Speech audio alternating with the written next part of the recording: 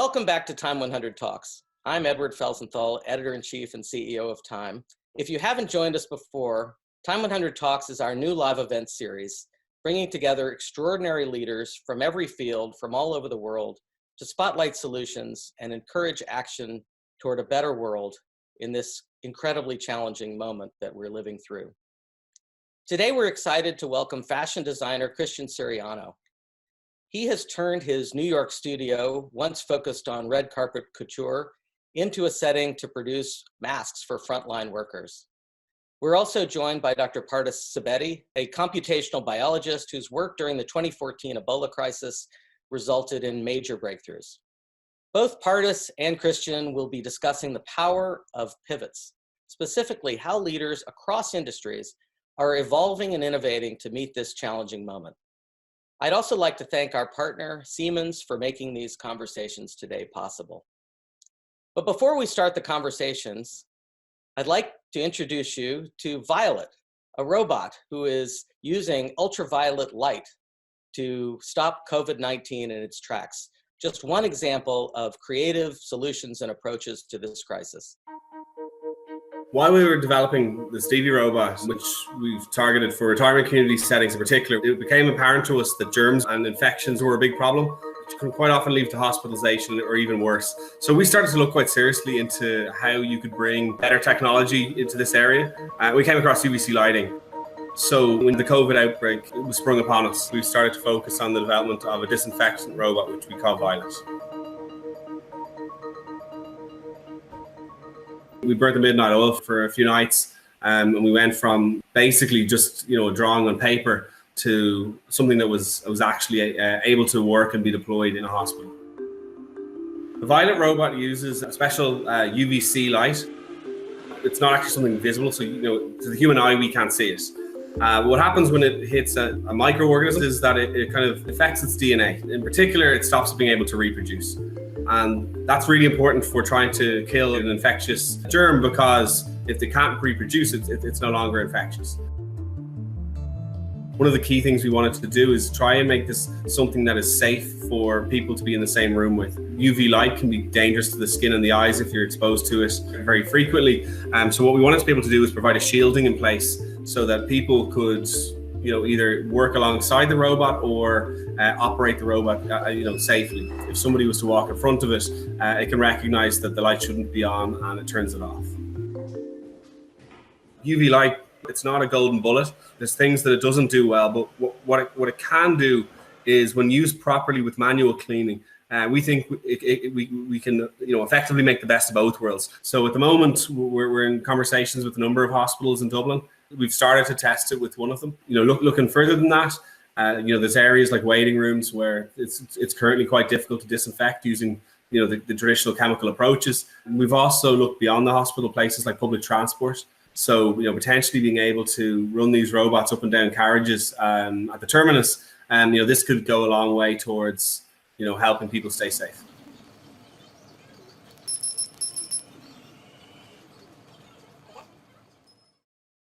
I hope you enjoyed meeting Violet.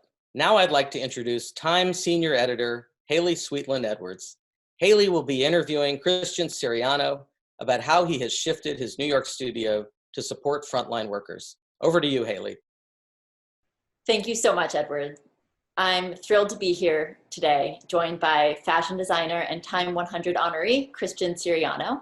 Christian, who's also a mentor on Bravo's Project Runway, is perhaps most known for the way his work has helped change the fashion industry by celebrating and showcasing diversity and body positivity.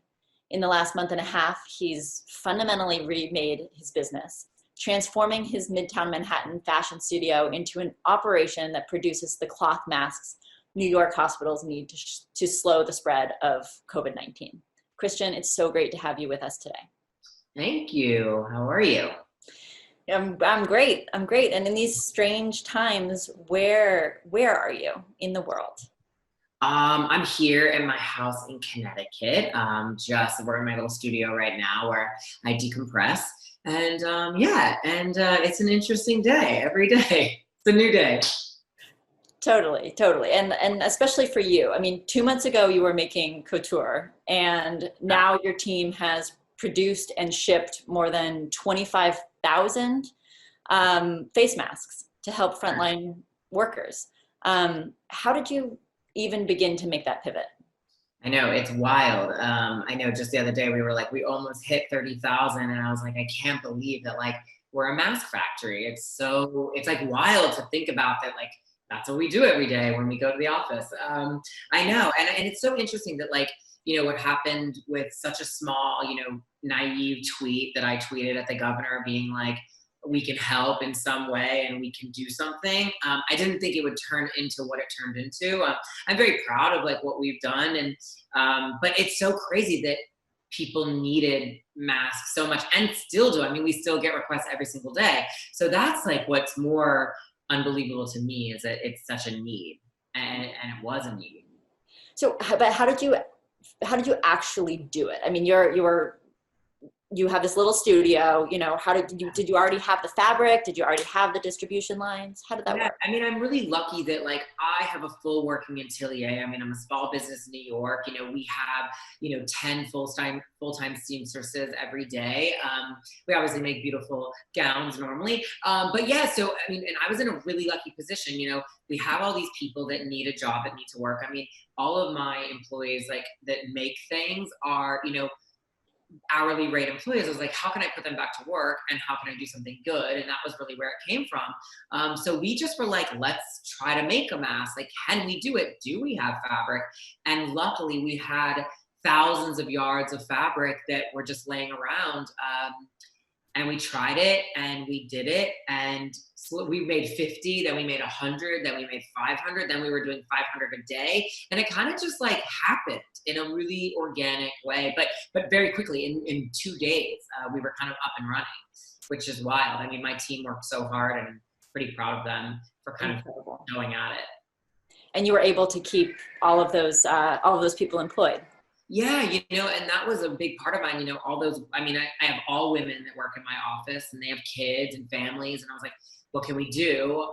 So that was a big part of it too. Like, not only do we get to, you know, help people, but we get to like, also I get to like keep my business going somehow. I mean, we don't sell them at all, but at least we can give back in some way. Right. So that's an important point. I mean, you're not selling these, you're giving them all away. How, you know, is this happening by donation? How are you running your back end? Yeah. I mean, in the beginning, I kind of was like, how can I do this and afford this? And it was all from friends, family. I mean, luckily, I will say, like, I have some very famous, wealthy friends. So I asked them. I've never really asked kind of them for anything ever. I mean, I make free clothes all the time. So I was like, well, maybe even if they give me $5, it's something. So that was really how we fund it, and still fund it, and why we're able to donate every single one. So what has the reaction been? Did you get a personal thank you note from Governor Cuomo?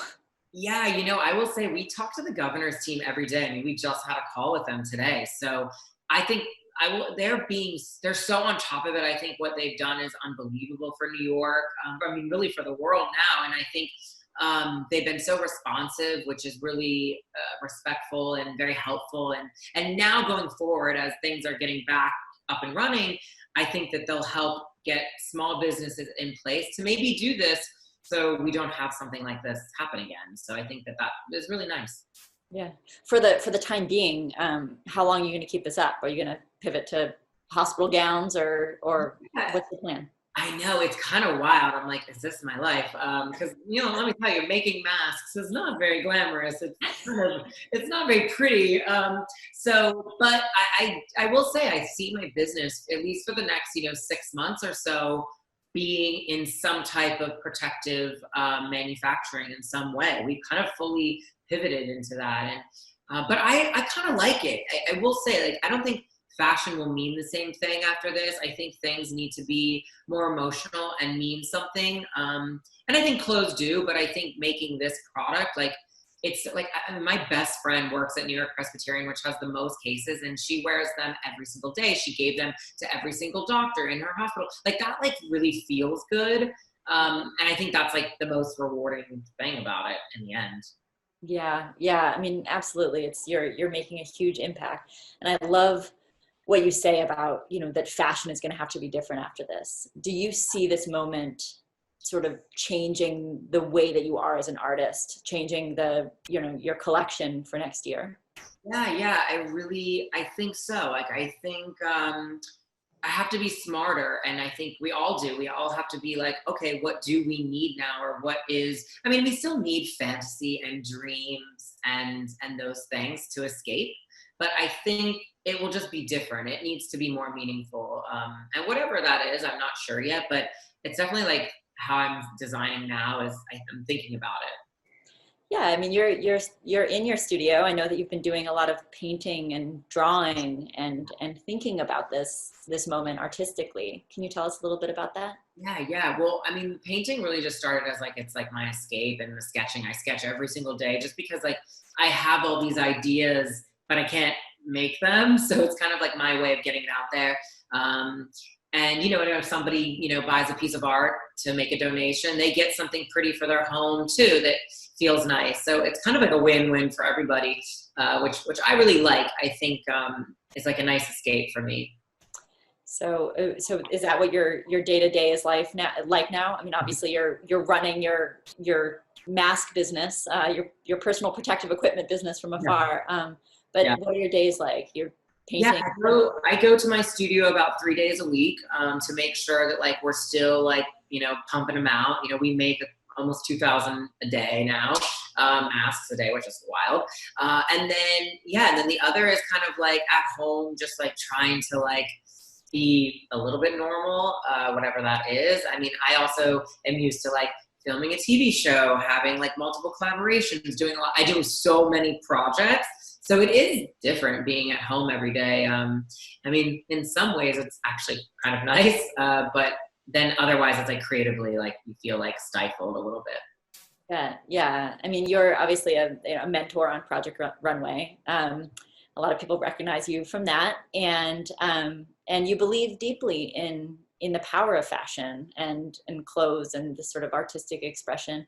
What do you think happens to the industry after this? How does it get reborn?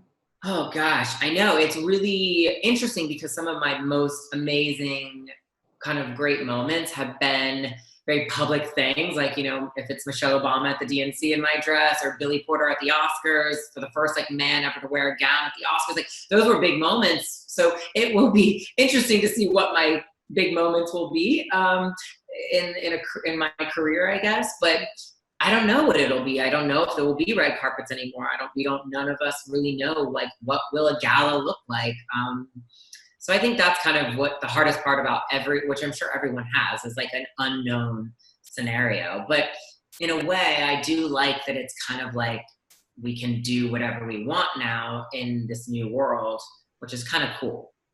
Right. Yeah. I mean, moments in the past when there have been, the 1918 flu epidemic or World War II, or these big moments of reflection sort of have transformed the artistic world.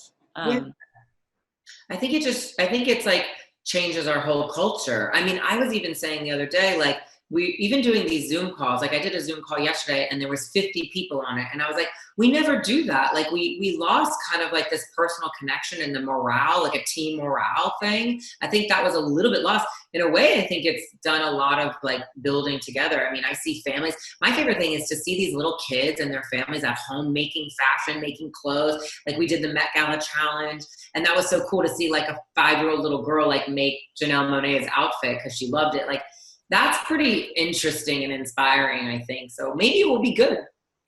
Yeah, I mean, we were thinking about that as, people aren't walking around on the street. They're not going clothes shopping. The Met Gala just came and went with no one parading up and down the steps. Can you imagine a world in which fashion lives and becomes something new online?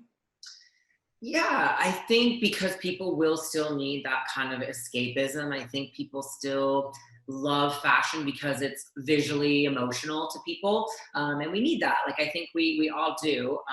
And I'm kind of excited to see like, what will Fashion Week be in come September? Who knows? And it's kind of a way for brands to like get creative again. And I think my biggest thing is to get your customers more involved. I've kind of always done that a little bit, but like making sure that like they feel good about the brands that they're supporting will be nice. Yeah. How are you thinking about getting your customers involved in September Fashion Week?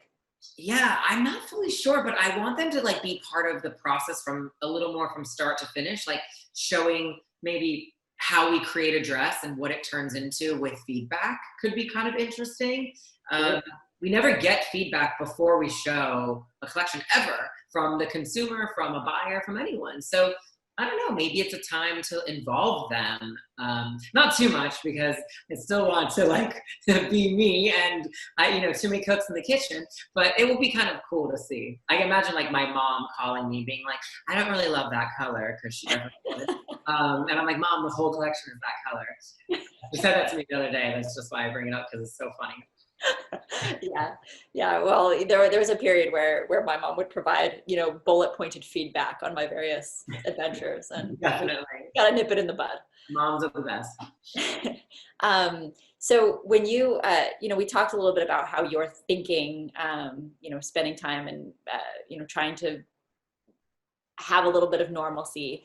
But obviously this is an unprecedented moment. There's fear and anxiety and kind of like everyone's life has been turned upside down, whether they're continuing to work or not. How does that, when you think about dressing the man or woman who enters into that world, what are you thinking about? Yeah, I mean, I think it's so many things. It's like, what is their lifestyle now? Like, are they still at home working? Do they have a job still? I mean, it's like so how are we pricing the clothes? I mean, it's everything. I mean, yeah, our whole team is kind of like, it's just a whole new world, especially for this type of business. Things that are, and there's so many brands out there. I think it will be interesting to see how everything differs from one another now going forward. I think people won't need as much as they used to, which I think will be, a really interesting task. And I'm not sure what it'll be. I really am not. But it will be an interesting, kind of like a challenge, which I'm up for. Yeah. Not to put you on the spot. You don't need to have your whole future 2021, 22 collection. I know, but it is interesting. Like I really think about it and I'm like, what will it be? I mean, it's like, I don't know, what will people even want to wear? And that's kind of where we are. I think like, I was like talking, I did Kelly Clarkson's talk show the other day and we were talking and she's like, Christian, I can conquer the world in pajamas. And I'm like, well, Kelly, that's not helping me. I was like, come on. At some point, you're going to have to take off your sweatpants. Yeah. I'm like, give me something. Do you think that, right now, of course, you're making masks for frontline workers and donating them, but do you foresee, at least in the next 12 to 18 months, that masks actually become a point of fashion as we begin to?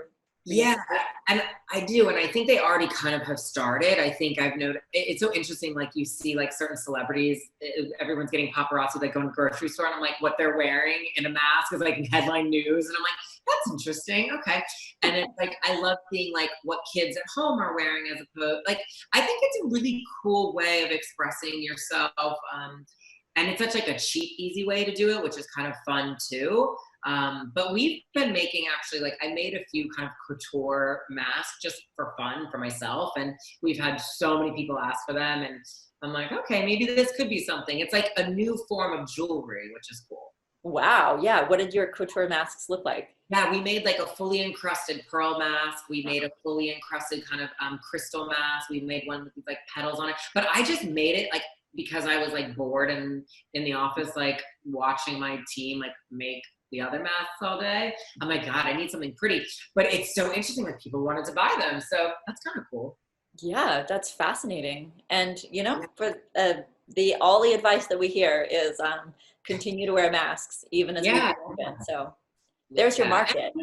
And I think it's still smart. Like, I think there's nothing wrong with like having protection, but also like looking interesting or beautiful or whatever you want. I think that's like a great, a huge way for fashion to change. Like we always talk about like, how can it be sustainable, or how can it, I mean, protective clothing should be something of the future, because like obviously all our bodies are the most important thing now, as we all have realized.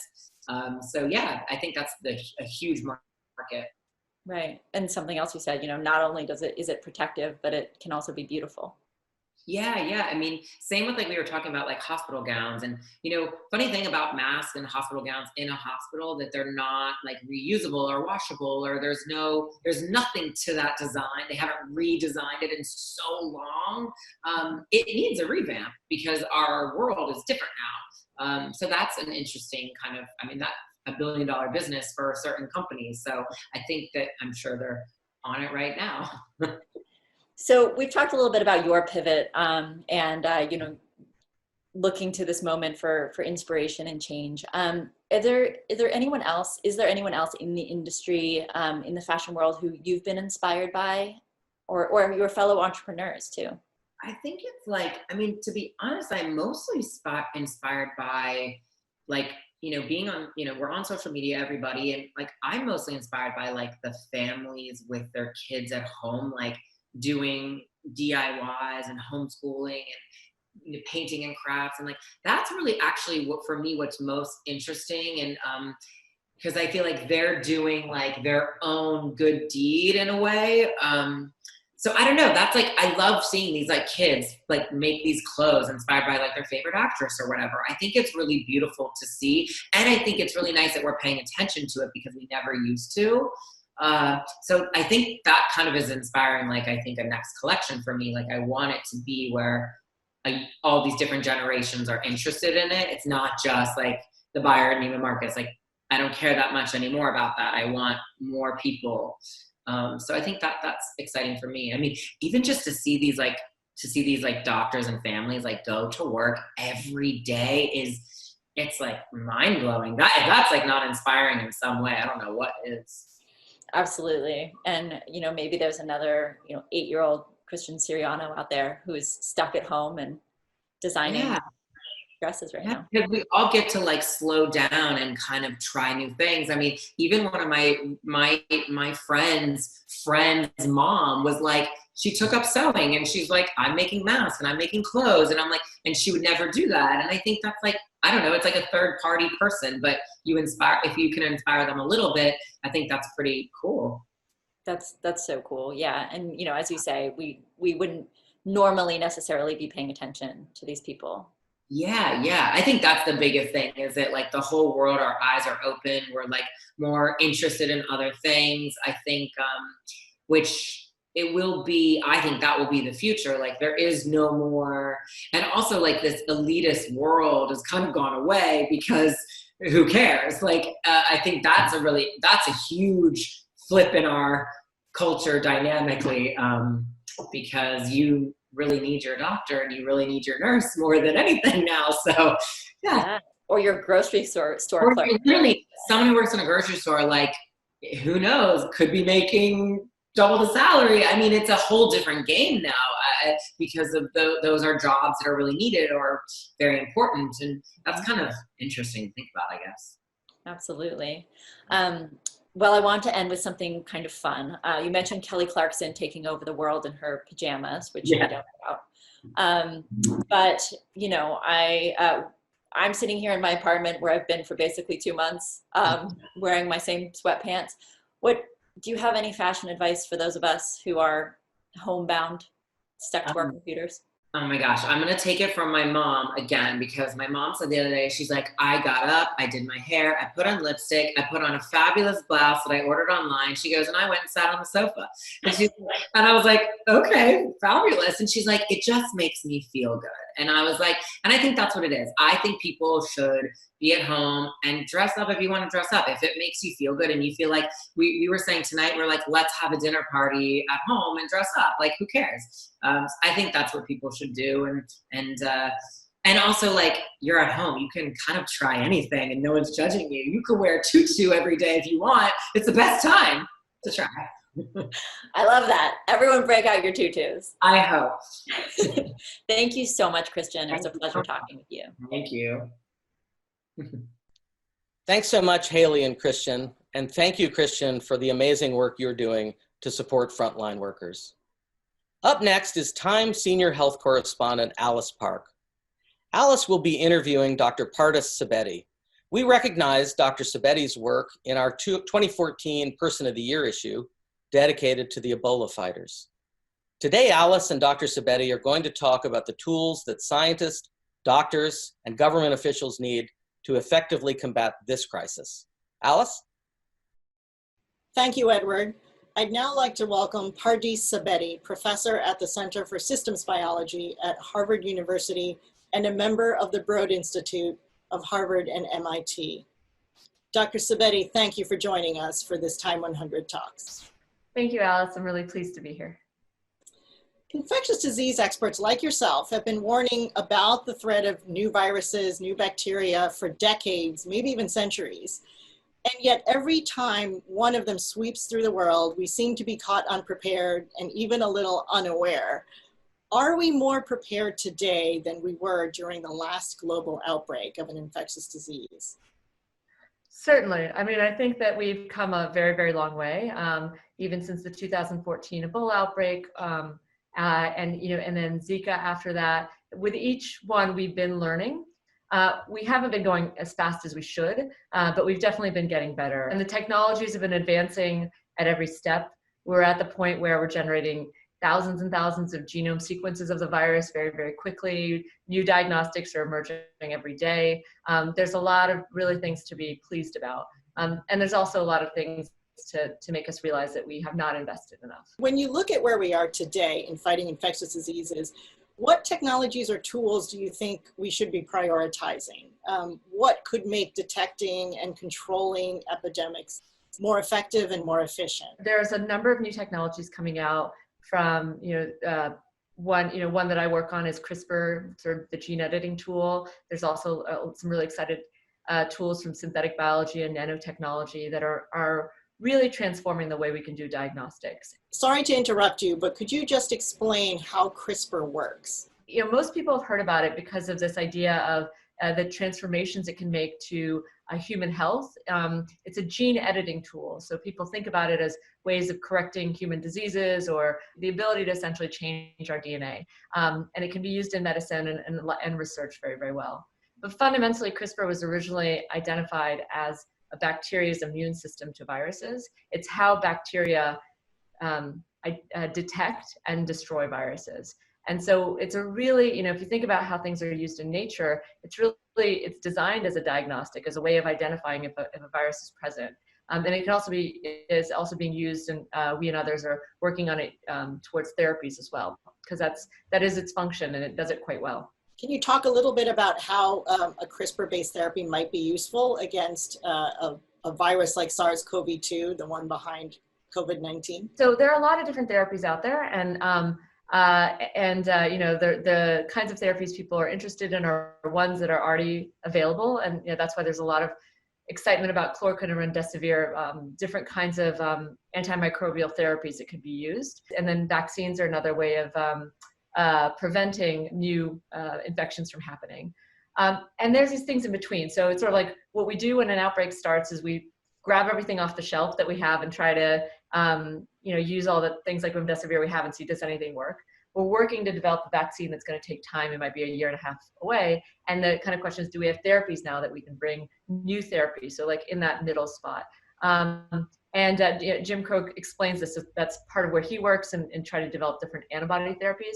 Antiviral therapies based on CRISPR are really new and have just really kind of been rolling out very recently.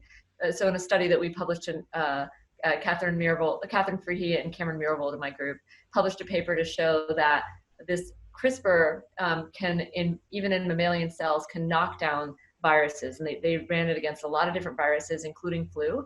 And for example, in flu, they showed that you could reduce infectivity 300-fold. And so an idea is, it could really help in response to infection, and it may not itself clear the infection, but it may give you enough time. So reduce morbidity and mortality by giving you enough time to respond. And there's still a lot of things to get from here to there to get it. So we safely can see it working. It was in nature, it was twisted in bacterial cells.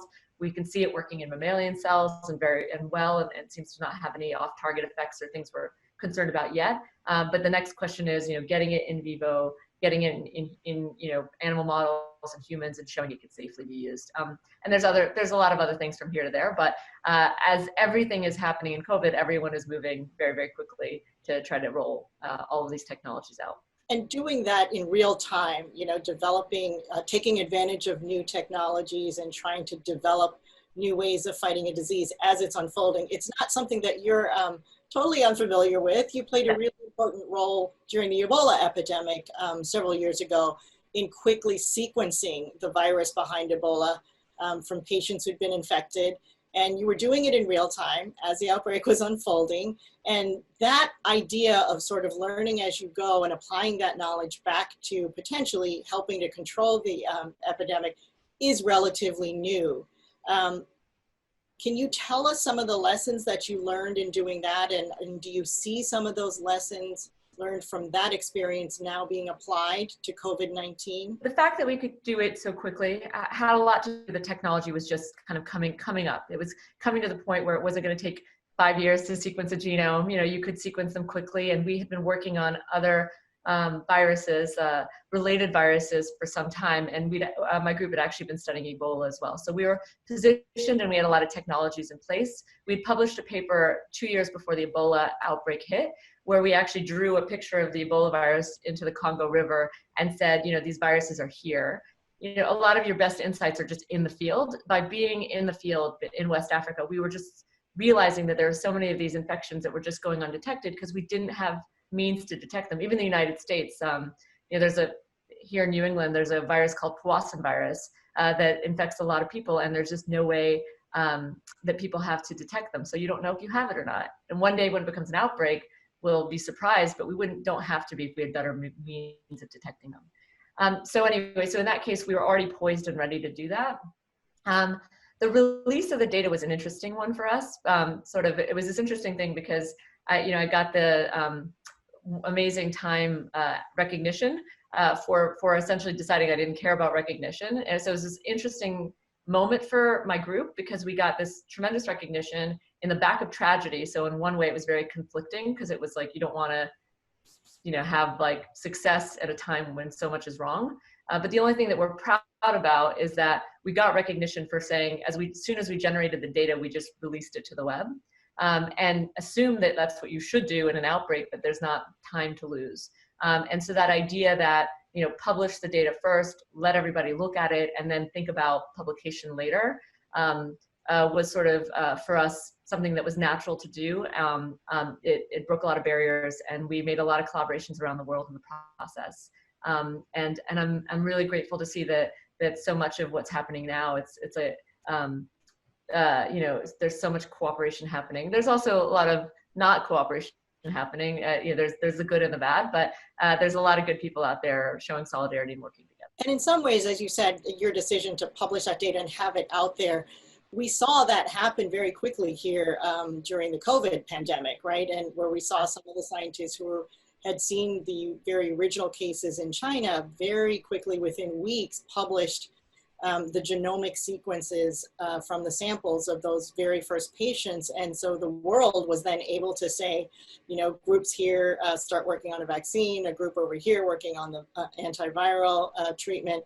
And that was really a game changer. Can you talk a little bit about how valuable having the genetic information or the genetic fingerprint of, SARS-CoV-2 in this case, how valuable that is? It is absolutely necessary. Not sufficient, but absolutely necessary to make things move, right? So the genome sequence of the virus is its blueprint. It's what we use to target diagnostics. It's what we use to target therapies and vaccines. So it's critical information that you need to share right away. And what was really tremendous, and what I wrote about in Time, thanks to you, right as the outbreak started, was just how unique this event was, that within likely weeks of the virus emerging in the human population, we'd they'd already identified it and had the genome sequenced very shortly after. So we were in a really good position as a global community to know about this virus. The genomes were generated and published and made available. I mean, there obviously are some things that slow things down in the process, and I'm sure that there was a lot of consternation on that side, but fundamentally, this was very, very fast, one of the fastest we've seen. At the same time, this virus was moving very fast. It's a coronavirus, they're respiratory viruses, and they're known to be highly infectious. And so there wasn't a moment to lose. And where, what's unfortunate is we lost a lot of ground that we had. We had all this information, but diagnostics just took so much longer to become available to the community. Our group and other groups around the world had immediately, as soon as the genomes were published, had working diagnostics in our lab. And every hospital in the country could have a working diagnostic in the lab, because PCR and other things are things that anyone could just prop up where they are.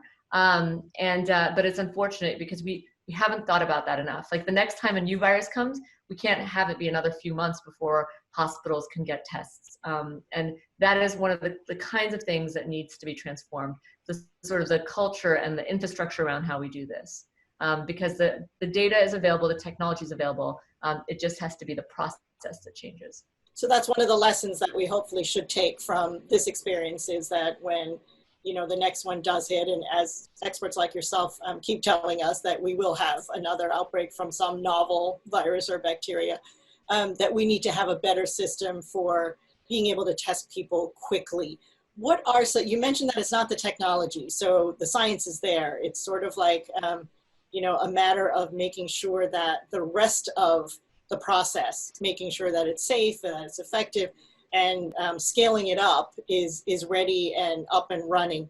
What are some of the biggest holes there that you see that we could be improving on to make sure that the next time the testing doesn't fall so far behind? I think one of the things is essentially that having it so that every hospital in the country would be poised and positioned to immediately stand up a lab-developed test in their clinical labs, right? So that a new virus is put forward, everyone has the practice and the comfort level to just say, I'm gonna put in a test in place. Like, while other commercial tests are being developed, and maybe, ones that are higher throughput or easier to use, that all should be happening in parallel, but like a lot of these things should be happening in parallel. What was really frustrating for us is to watch so many people just waiting for a test to become available. And fundamentally, in an outbreak, every single actor, every person should be able to do something. Like, they shouldn't have to just wait for others to help them. It's one of the reasons why we and others are developing mobile applications that connect people and that allow them to share information in real time as well. We and healthcare workers. So there's a lot of things both on a diagnostic level and on a communication level that needs to be worked out. It is very much like a group project, but all the technologies are there. It's just about now working out the pieces. And hopefully through this experience, both pull that all together, but then recognize that we need to sustain that going forward. I mean, it's one of these things that's very frustrating. I'm relatively even late to the game. I started working in infectious disease in 1997. There are people who've been working on it for decades more than that have, for many, many years been saying, this is coming, this is coming. And I always think to Laurie Garrett and The Coming Plague, one of my early introductions to this, and Richard Preston and other, writers who've been saying for years, we should be ready. And fundamentally, they all know that infectious diseases kill more people than any modern war, and most of our historic wars, even the Great War, infectious disease is always the major killer, and it can destroy economies. And if we invested just a fraction of that, we would be in a very different place. Part of that investment is, as you said, we hear from public health leaders that we have to expect to live with the threat of new infectious disease outbreaks. You and your team are working on a way to potentially detect some of these new pathogens that come up, new viruses and bacteria that might cause disease among human populations. Can you explain how that works? We just most recently published a paper in Nature that describes a technology called Carmen. And it's essentially pairing CRISPR technology with microfluidics or other forms of miniaturization, in this case microfluidics. But this is basically miniaturizing these tests so that you can run 64,000 assays in parallel. And we do everything in replicates, so we can run almost 5,000 tests at a time. And this allows us to scale up greatly. When we originally developed it, we were more focused on the ability to test for lots of different viruses, take one patient sample. For COVID, I think I've seen different numbers, but when people do testing, maybe 10% of them are COVID, and there's this other 90% that we don't know what it is. And it's frustrating. I mean, why is it that we always leave and we don't know what we're infected with? But we would be able to pick up these things and be able to start really understanding them and studying them if we were constantly looking for lots of different viruses. So this particular test we showed could detect 170 different viruses that are known to infect humans, but we anticipate using it and moving quickly to get it out into the world to be able to test for COVID in about, over 1,000 samples or more than that. And then also at a time, and then to also test for other viruses that could be co-circulating. And how do you anticipate that being used? Like, would people be tested on a regular basis, or just blue sky, how you would like to see something like that being put to use in a public health setting? For the last 6 years since Ebola hit, we have been fine-tuning and honing how we think things we would like to put forward. And we created something with my collaborators in West Africa, and Christian Happy is my lead partner there, but a whole team of individuals working on this. Created something called Sentinel, and we were just actually awarded, just as COVID is hit, secretly circulating. We were awarded the Audacious Prize through TED to create something called Sentinel. And the idea is that we have point of care tests, like paper-based tests that can happen in the field or could happen in your home, paired with the kind of test I was describing that could happen in hospitals, where if you don't, if you test at home and you don't have the kind of, or test in your local clinic or with a healthcare worker and you don't have the obvious things, you can then go into the hospital and see if there are a wider range of viruses you might have. And if not, your sample could be sent to a sequencing center where we look to see if there's anything else we're not picking up. And so this sort of idea of Sentinel is really having different types of ways of detecting at every point in the healthcare system, and then connecting that information in real time across a grid. So we've been developing cloud-based systems that we can share genomic data and diagnostic data in real time, paired with mobile applications with great organizations like Damagi and Fathom, who've been working in this space, creating these kinds of technologies that allow all this data to be shared. And so that is actually, now when we say it, it's like, well, duh, you need this, but we've been working on it for a while. We're excited though, there are a lot of other folks now, a lot of folks that were there and new people who are here. So it's a great ecosystem, and we're finding new partnerships, and we're excited to get this out into the world. And key to that, as you said, seems like a way to really connect and network the entire global health community. So I'd like to get your perspective on the question of global collaboration. You referred to it, and infectious diseases and public health are really increasingly a global issue, where what happens here in the US can very quickly affect people in Asia, Europe, Africa, and vice versa. Yeah. How strong, in your opinion, is the global public health infrastructure? Well, I mean, it's fundamentally a lot stronger, but it's also going through growing pains. I mean, one thing, could you imagine this situation back in 1918 or even 20 years ago, when you didn't have Zoom, when you didn't have Slack and all of these different ways that people are engaging with each other and share, when bioRxiv didn't exist, where people were publishing papers in real time. So that is really exciting, is the way that there's this connectivity and this cooperation that can happen. The healthcare system still have a lot of things to work out. I mean, we know we've been talking about electronic medical records in this country for years, and the fact that every hospital has its own system, and I don't have my medical records from middle school or high school. I mean, it's nuts. There's a whole lot that we still have to fix here. And so sharing across different institutions is still a problem. There's a lot of things that need to be worked out.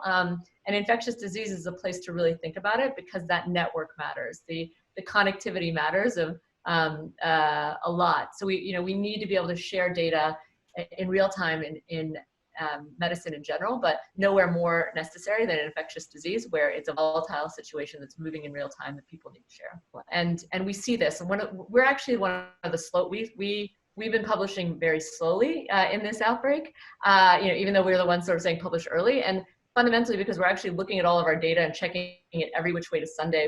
My partner Jeremy Lubin saw that mutation that everyone's talking about now, the D614G mutation that might or might not, affect the virus months ago, and he's been working on it diligently for months. We're not publishing that stuff right away because we are afraid of saying something too early. Like, it's a dance we're trying to figure out. I don't want to publish bad data.